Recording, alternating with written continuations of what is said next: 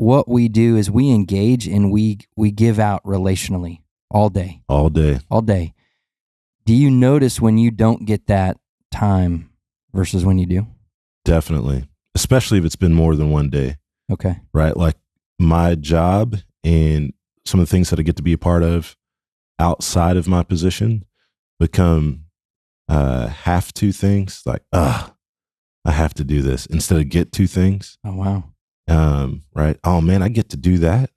And so I find that if I'm regularly in the Word, I'm more likely to have a get to attitude about what I get to be a part of. That's really good. Hey man, there you go. When you think about the profound influence of the Bible on the world, the way that it has shaped our culture, whether you're a follower of Christ or not, it's probably a good idea that you know at least what it says. It's going to be about us taking and reading the Bible. All right, welcome back to the Take and Read podcast. Chad here with an awesome guest. You haven't heard from him for a while, but I will say when you hear from him, you'll remember it. LJ McCulloch, my man, my teammate. So glad to have you back. Good to be back. Thanks for having me, man. Yeah. Where you been? You've been doing stuff. Little bit of basketball league stuff, little upward basketball. Yeah. Getting the spring semester rolling with the kiddos. And then, we've got 3 that are playing upward basketball. So between practice and games, it's been pretty wild. You're coaching. You're not just overseeing the league, but you're coaching a team. 3 teams. 3 teams. But I've got great co-coaches. I don't call them assistant coaches because they do a lot. Yeah. But man, it's fun, but exhausting. A busy season for sure. Definitely. You're also finishing up seminary. That's right. So you got that. In the last run. You're in the last few months. The last leg of it. Yeah, for sure. What's your last class? So I'm taking a Hebrew class, the language Hebrew, not the book of the Bible. Yeah. And I'm really enjoying my professor. I'm enjoying the learning process, but it is a challenge and I'm ready to be done. Yeah. And then I have just a little 1-hour mentoring class that I do. So. Okay. Yeah, man. So come summer, things will look different. That's right. Summer's going to be a good time. Yeah, buddy. Hit a different stride. No Wednesday night stuff in the summer, but we've got some fun summer camps that we are a part of, and we'll have a lot of kids on campus. If you're tuning in and this is your first time to engage with LJ and the Take and Read podcast, one of the things about LJ that I love, especially having him on this podcast, is that LJ's calling and role on our team as a pastor is he is our kids' pastor. So he has to think in terms of the gospel on a regular basis being communicated to our kiddos. You've got to think about theological concepts, complicated things that for every kiddo, it may be the same question, but it may have to be handled differently depending on what you know about them, their situation. But he has to break things down and kind of really what's the essence of something and figure out how do I best communicate that. Definitely. A lot of circular learning. Hit an idea, hit a big theological truth, and then I know in the next 4 or 5 weeks we're to come back around to that same thing. Yeah. Man, excited. Well, I'm excited to have you on the podcast. Before we jump into the scriptures today, as a returning guest, when I first had you on, we explored a little bit, what does your time on the regular look like in the Word? Where is it at? What time of day? When you're in it, what does that consist of? And so now what I'd love to do is have you kind of just speak into, in this season, however you want to define that, the season of life, what, as you kind of pull back and look at this season, what would be something that you go, this is what God's teaching me right now? Yeah, it's a great question, man. I think given the busyness of my family schedule right now, feels like we're going. Our evenings, each night of the week have something besides Monday night right now. And so the pace of our life is just picked up for a season. And so the Lord has reminded me through his word, specifically through the Psalms, that he can be my rescue. He can be my peace. He can be my hiding place. I love that term. And so my time with him slows me down, gives me a chance to breathe. And I like to think that it's life-giving, right? He speaks into me through his Spirit. And so that's been a huge blessing in my life. Do you notice the days that you don't get that time with everything? Because it's not as though things kind of cease. Like, we're in a busy season. Yeah. What we do is we engage and we give out relationally all day. All day. Do you notice when you don't get that time versus when you do? Definitely. Especially if it's been more than one day. Okay. Right? Like, my job and some of the things that I get to be a part of outside of my position become have to things. Like, I have to do this instead of get to things. Oh, wow. Right. Oh man, I get to do that. And so I find that if I'm regularly in the Word, I'm more likely to have a get to attitude about what I get to be a part of. That's really good. Hey man, there you go. That's really good. The difference between have to and get to. That's right. Well, we could wrap it up right now. Hey. That's good. There we go. Did you make that up? I didn't make that up. I actually used that for the last couple of weeks in teaching. Oh man. But it's been part of maybe my quiet time with the Lord the last, 3 weeks, 4 weeks. But what a just a slight shift in the way that we approach our day. Oh man. And the things that maybe are troublesome or we see as distractions or things that got in our way. We had this planned, but now we've got to deal with this instead. And I have to versus, I get to engage here. Man, that's powerful. There we go. Dude, thank you for sharing that. Absolutely. Anything else in this season that's swirling about? Where are you at in the Word? Where do you find yourself these days? The Psalms right now. Okay. But I think because my schedule's so packed and how real the Psalms are with just emotion and frustration and life and joy, I've felt very connected in reading through the Psalms. And so that's where I've been. It's been good. That's good. Yeah, man. All righty. Well, as we do on this podcast, we're going to take and read the scriptures. Let's do it. We are still in the early stages of Mark. We're beginning to see some transition occur, but we're in chapter 3. We're going to jump into chapter 3, and we're going to look at verses 13 through 19 today. Okay. We kind of have navigated a few things where he has been stirring the pot, as it were. He's been doing things on the Sabbath that are really frustrating some people. He's healing, he's eating, he's teaching different things and demonstrating some things that are really starting to kind of push against the grain of what the religious leadership of the time, and they're starting to get frustrated. But at the same time, there are huge multitudes following him. Yeah. He's got a lot of people that are like, we've heard what he can do. And we've noticed that that's primarily what's been going on. They are aware of what he can physically do for them. Yeah. So they come out of the woodwork and they bring their friends and family out of the woodwork because they want the stuff. They're like, hey, we want the stuff he can do. See it for themselves. They want to see it, and they want that healing. Yeah. They want that restoration. And this obviously is just a symptom of the kingdom, right? That restoration, that healing. Yeah. But there's something bigger at play because it's not what he can do, but who he is that we're really starting to demonstrate. And I want to remind us that we always have to keep kind of in view what it is that Mark's up to, in that this is one of the earliest accounts we have of the life and ministry of Jesus, the gospel or the good news, and that Mark is trying to lay out the case that Jesus is the Christ, the Messiah, the Son of God. And he makes that statement in the very first verse, and then from that point on, he is demonstrating why he thinks that's the case. Okay. Also, is that as Jesus, it says in 1:14, that he goes about preaching the gospel, telling that the kingdom of God is at hand, repent and believe. And so the content of Jesus's gospel is about the kingdom. And that's always just at play here. Yeah. And we see that when he's healing. And anyway, so let's read. and then we're going to wrestle with some of these questions. There we go. All right, so we have chapter 3 of Mark. We are in the Christian Standard Bible translation, so again, we'll jump in and out of different translations, and so today we've chosen the CSB translation. Verse 13, Jesus went up the mountain and summoned those he wanted, and they came to him.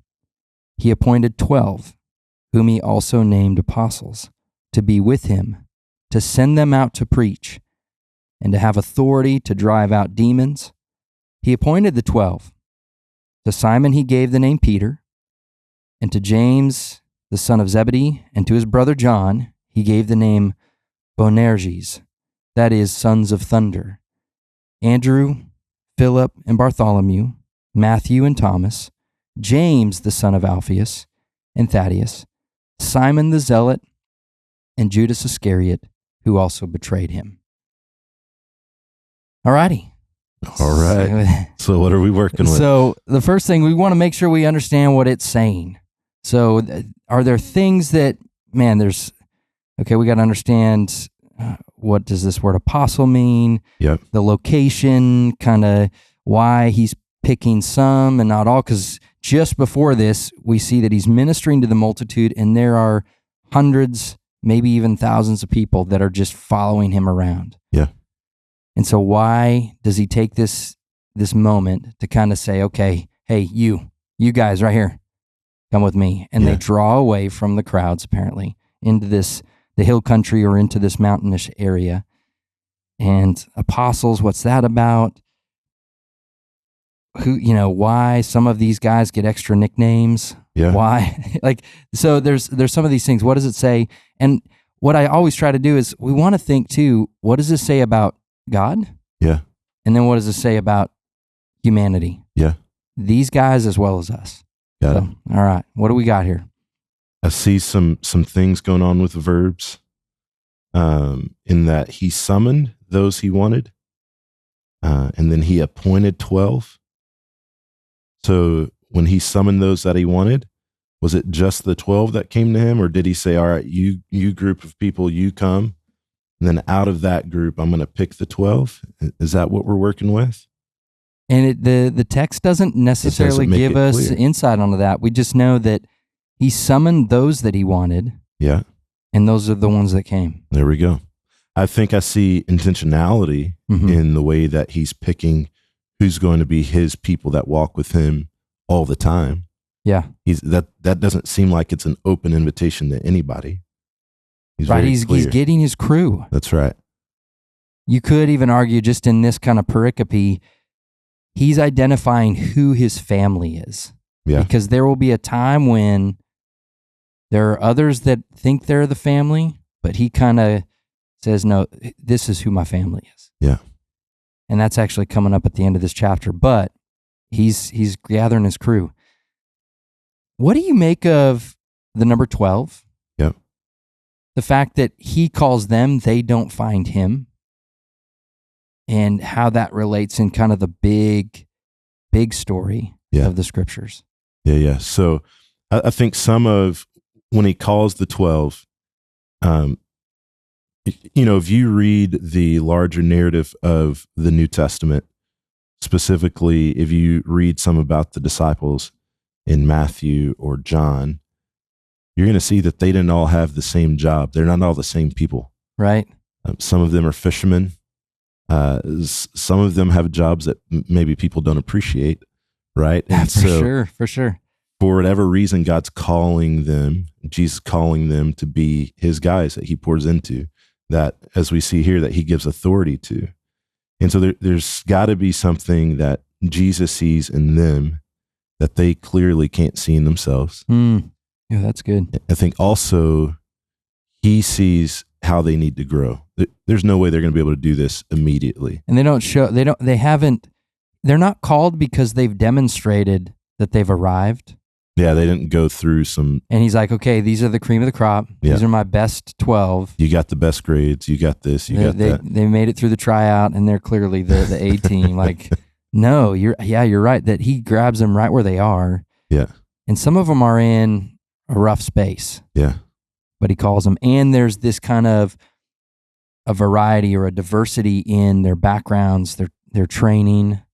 One thing that is consistent, they're all Jews. Yeah. All Jewish men that have been passed over and are now taking on different occupations other than becoming rabbis. Yeah. Or religious leaders. I don't see anywhere that these guys are priests. They are not formally trained in the law. Okay. Right? So we've got these guys that they're like the last pick. Hey, I'm down with that. They're not the top Those might be picks. my types of people. I'm just saying. Yeah. I mean, it's doing just kind of some deep dive into some of these names throughout the New Testament. It is very revealing, and there's something interesting here with the way that he kind of picks out the first three.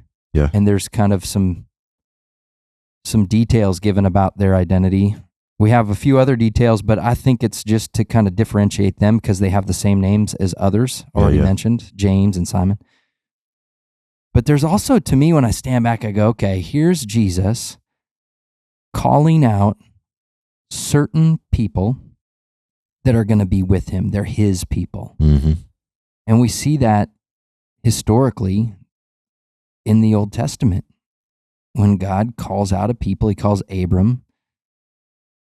And then we understand Abraham, Isaac, Jacob. Jacob has 12 sons. Those 12 sons become the 12 tribes. Those become God's people. Mm-hmm. That he's going to have a unique relationship with, so the watching world can see what kind of God he is and be drawn. Yep.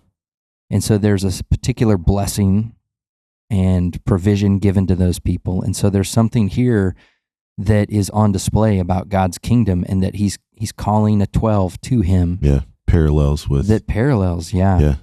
And I don't know that necessarily means, okay, now that he's starting over, right? He's going to start a new people. No, but it parallels. This is something going on in their midst about God's kingdom. Yeah. I mean, I guess he could have just said, hey, I need 7 guys, but he picks 12 for a reason. Yeah, he picks 12. Yeah. What do you make of the particular names here? Simon, he gave the name Peter. James, the son of Zebedee, and his brother John, he gave the name Boanerges. That's a fun name. That is. I just say it really fast, so maybe it's being pronounced correctly. Who knows how you say that? That sounds good to me, man. The sons of thunder. Hey, look, if me and my brother could have a nickname together, I would take Sons of Thunder all day. I don't think that name came out of nowhere. No. It's got to be representative of who they are to some degree. Yeah, there's in the Gospels, there's an account. I can't remember if it's in the Gospel of Mark or not, but it's basically they're leaving a town, and these two brothers are like, they feel like Jesus has been offended, right? He's been disrespected, and so that's it. Let's just call down, thunder and lightning from heaven and destroy him. And he's like, whoa, boys, put on the brakes. So they're about to cause a ruckus. Yeah, right? They're like, all right, let's use this mighty thunder. They got authority. Let's use it. So we have these, and we'll see throughout the Gospels that there is this particular attention given to Peter, James, and John. Right? These three are often kind of pulled out on particular instances, to whether it's to go pray with Jesus or it's to go and perform a healing or drive out a demon. There are times in which these three in particular are pulled in for special things. So there is something to be said about why they're the first three mentioned and that they're kind of set apart. Like there's something there. Any thoughts? I think you're right. I think when you read through the New Testament, you see Jesus has the 12, and then he has what some people would call his inner 3. Right. And these guys are his inner 3. It's not that the other guys aren't important, but they're going to be his go-tos. Okay. Like you said, hey, I need somebody to come pray with me. I'm going up to the mount. I need you guys to come with me. I need you 3 specifically to be with me up here. Okay. Yeah. You just mentioned something here that jumped out, that they've been given authority. It's interesting that it says he appointed 12, whom he also named apostles to be with him. So they're not necessarily just kind of, hey, I need you to go and start your own thing, but you're with me. Yeah. So there's some sort of like in connection with me, he's going to send them out to preach and to have authority to drive out demons. Yeah. To teach and cast out demons, which is essentially what he's been doing thus far. Yeah. But now he's deputizing this group. Huge difference. So I have this idea. It just came to me, right? So I've got 4 kids. Often my kids will watch the way that my wife and I provide instruction, maybe even discipline. Hey, this isn't going the right way. Make sure you do this the right way, you know? And so then they will on their own try to take up that authority. And so I'm not saying any names. Correcting each other. Yes. So, hey, you can't do that or put that up. You need to get ready for bed. You know, that stuff because they know they have an idea. That's what we're going to say. And that never goes over well, right? Right. And the other sibling doesn't go, oh, you're so right. I should do that. They say something like, you can't tell me what to do. Mm-hmm. But the difference is if I say to one of them, hey, go tell your sister that I said she needs to get ready for bed now. And so then if that kid that I said to go tell the sibling what I said, that sibling's going to listen because the authority that it's coming from is very clear. Yeah. It's coming from me. And not on their own. Not the brother. It's coming from the father. Oh, that's good.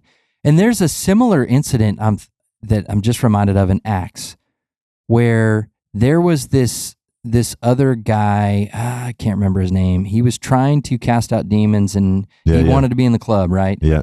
And Paul was going around casting out demons, healing people, preaching, teaching. And the demon responds to this, what was his? Yeah, I know what you're talking about because the demon's like, I know these guys. He's like, Paul, I know. But who are you? Jesus, I know, but who are you? Who's this cat? Yeah. Right? So there was this, even in the demonic realm, there was this recognition of Paul's authority. Yeah. That it derived from Christ and Christ's authority. But somebody here was trying to exercise an authority that they didn't have. Yeah. And so it's interesting here that these apostles have been called by Jesus. He picked the ones he wanted, and he said, you will be apostles. Apostles is a very Christian kind of religious word that means messengers or ones who are sent with a message. Yeah. And so the message is the kingdom. The message is the king. The message is Jesus. They're sent with a message. They're with him, and then they're given the task to preach, and then they're sent out to exercise an authority they've been given to cast out demons, to exercise that authority of Christ. And that's good stuff. So anything else we need to see here that we go, okay, I need to make some sense of this, right? Yeah, I think for a moment, when I hear the word to preach, I immediately think of what I would experience on a Sunday morning, hearing the pastor from the front give me his sermon, maybe 2 main points, maybe 3 main points. I'm trying to think of the content that they're going to draw from to be able to preach. Are they going to stand in front of a group of people, or are they going to preach to individuals? Right. Do we know? We can see that from here, historically, it was kind of all the above, right? That's pretty cool, man.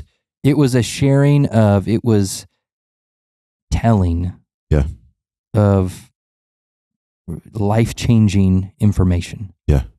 And it sometimes was to individuals. Like we'll see throughout the book of Acts how these apostles will be sent to an Ethiopian eunuch. Yeah. One guy who's wrestling through some of the scriptures, immediately understands, gets baptized. Yeah. Sometimes it'll be in front of kings. Sometimes it's to a small group of people. Sometimes it's Jews. Sometimes it's Gentiles. Sometimes it's Samaritans. But in any and every context, they're going to be about the message. Because apostles, by definition, are ones who are sent with a message. They've been given a message. They're going to tell anybody and everybody they can. Give them time and an audience. It's on. Yeah. And I think that's telling too. Cool. That it doesn't have to be this official okay, only on Sunday morning if you've been given a chance to get up and preach and have a pulpit and a microphone or something, but it's, you've been given a message, now you go and you It's do. who they are. Yeah. Cool. And that's a thing, right? That there's a sense in which he named them. Yeah. There's a whole nother component biblically about a name and how naming rights mean something. Yeah.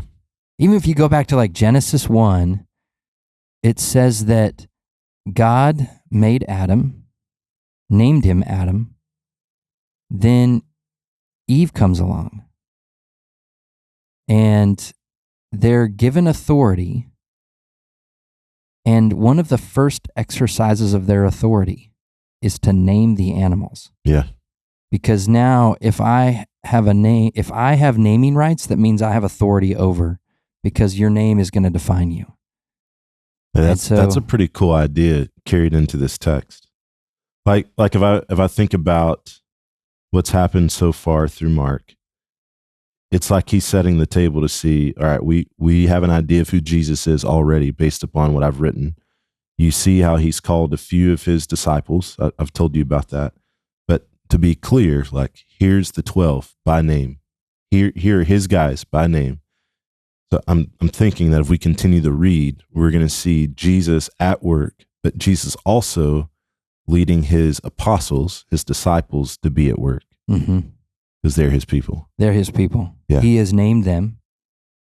And it even says in specific occasions, to Simon, he gave the name Peter. Yeah. So he renamed Peter. And to James and John, he gave the name Boanerges.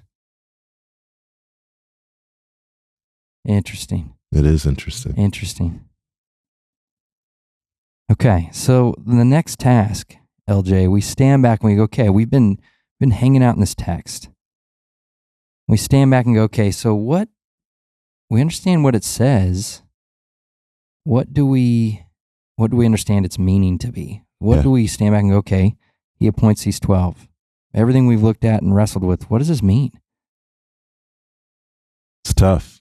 Yeah. I think part of what I'm processing is, if God has called me, then he's made me his people, right? He's made me to be someone who carries a message in the way that I live, in the way that I speak to people, to carry that message to others. Yeah. And so while I don't know that he's given me a specific name or changed my name, he's certainly changed my life. And so there's something here about carrying that message on, walking with that authority in a way that honors the Lord. Yeah. Yeah. And I think too, to go, okay, well, there's something historical about this text, right? This is a very specific time in history, very specific men in history that have been given a very specific authority at that time. And so in the history of the church, in the history of what we understand is Jesus's ministry and teaching, that these individuals have been given a certain authority to preach, teach, drive out demons. Yeah. These are the men on whom the church will then be built, and they will be the established foundation, and their teaching will go forth, and it carries with it the authority of Christ. Yeah. And so what we have in the New Testament is the teaching of these individuals. Of these guys, yeah. Right? So the very one, Simon, he gave the name Peter. Mark is recording most of what we would understand to be the teaching of Peter. Yeah. So this isn't Mark's own just generating account, but it's the collection of Peter's teaching and preaching, the very thing that he was given authority to do. And so we go, okay, there's something about then the authority of this text and of the teaching that's happening here. There's also this kind of personal kind of connection that you're talking about, that like them, I cannot take credit for my being a Christian in the sense that I was searching and because I was clever and just knew the right place to look, that I found this treasure, and good job. I pat myself on the back. I was A-team. I made myself good enough to get it. No way. Like these guys, I was not seeking. Yeah. Jesus called me, and I don't have time to get into the story, but I can clearly identify with the reality that I was doing my own thing, and then he interrupted it and called me out. And from that point on, it's like, okay, I'm about his business now. Yeah. In the same way that these men were about his business, because he redefines my life. This is what I'm about now. Yeah. I was about a lot of other stuff, but now this is what I'm about. And so there's something about that here, the authority that they have in their teaching, that he's called together his crew. He's given them very specific assignment and authority to carry out the continuation of who he is in his kingdom, and to demonstrate that reality as they have authority and power to drive out demons and to preach and teach. And a lot of that's unique to those guys as apostles. Exactly, yeah. That doesn't necessarily carry on to us in the same way that it was given to them uniquely. Yeah. But I think the idea of being people that carry the message because we've received it and have had our lives changed by it are now called in the same way to go out and preach it to others. Yeah. And we can recognize its power because of what it's done transformationally in us. Yeah. And so that we can then have confidence that it has power as Jesus continues to empower this gospel by his Spirit in the life of other people. Yeah. All right, I got one more thing here. Yeah. I'm looking there at that verse 19. And Judas Iscariot. And I'm wondering why Mark put that in there for us. Yeah, it's interesting because you think the original audience they would have known. It seems like it's put in there in a way that doesn't give much explanation. No, it's kind of premature. It hasn't happened yet. Yeah, in the series of the story he's telling, that comes later in the story. Yeah.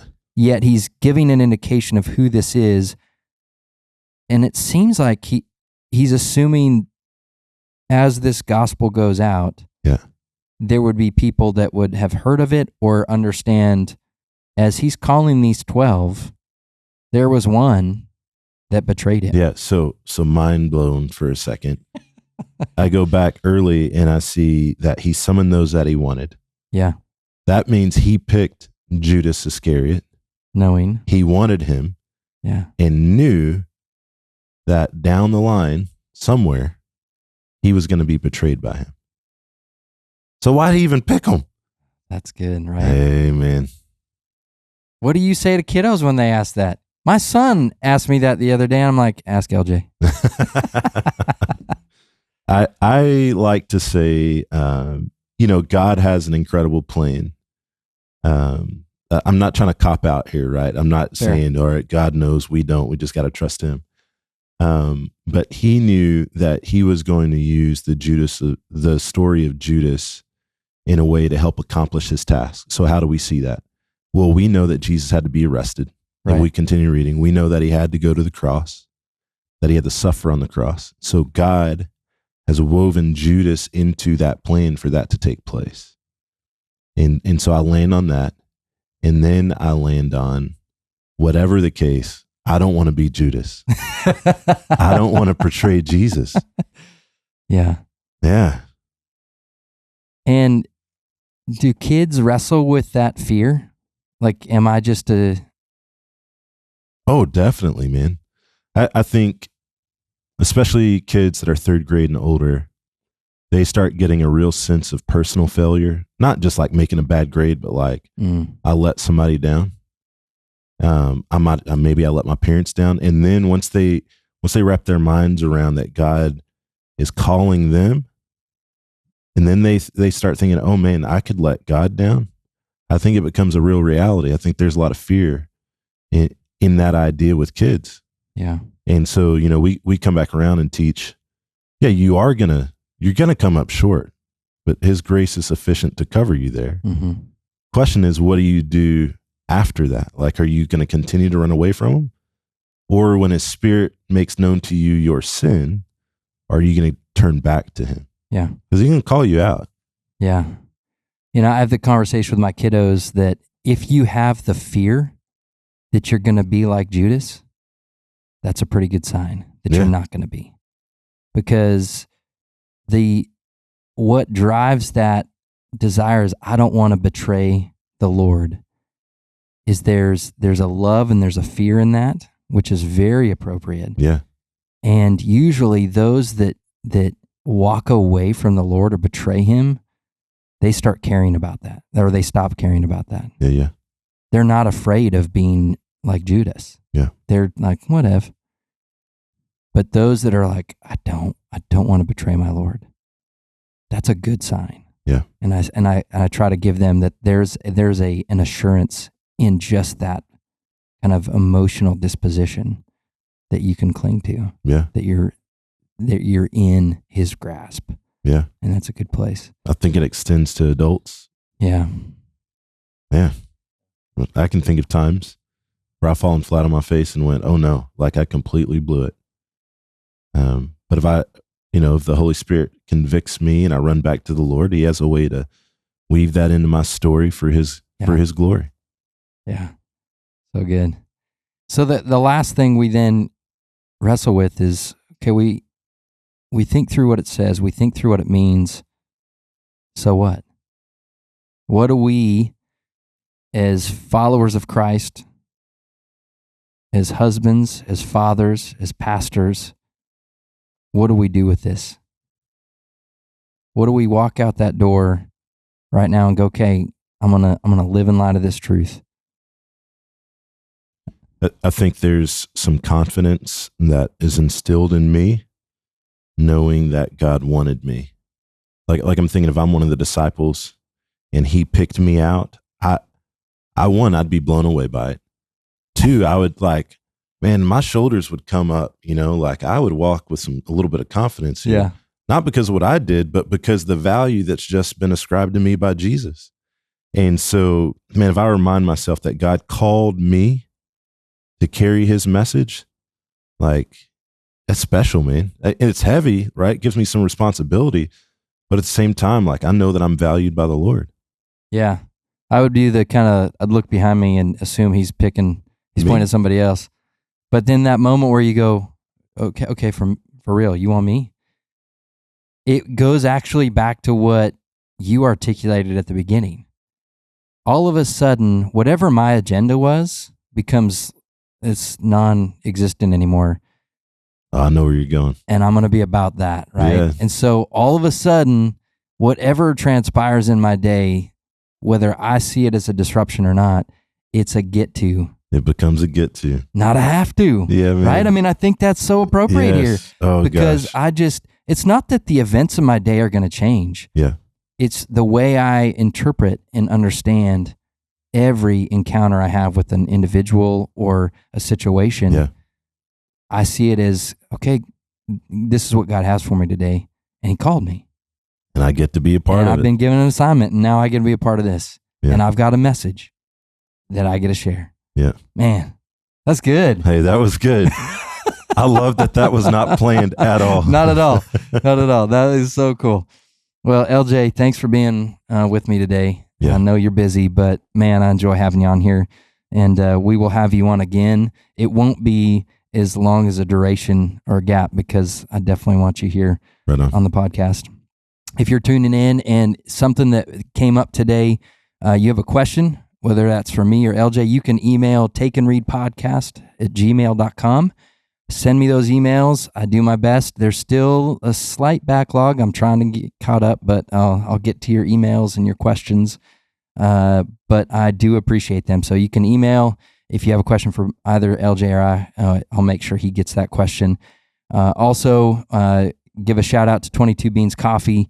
Again, they help provide some funds to do the editing and the production of this podcast, and so I'm so grateful for their support. You can support them. Go to 22beans.com, order up some coffee. The Shepherd's Roast is one of my particular favorites. Also, you can go there if you want. You see this hat. I got a new hat. I have a few new hats now with the Take and Read podcast logo. We're rocking a newer logo on this hat. And so you can go there and get your Take and Read podcast hat. It's fresh, man. Looks good. It's new. We'll get you one. Yeah. You're not really a hat guy, though. It's because I have a ginormous head. It really is. So many times people have been like, nah, it's like one size fits all. I'm like, you mean one size fits most. Yeah. Okay. Yeah. All right. Well, if you are a hat wearer, order it up. All right. Thank you guys for joining us. And thank you, LJ. And we'll see you again. God bless.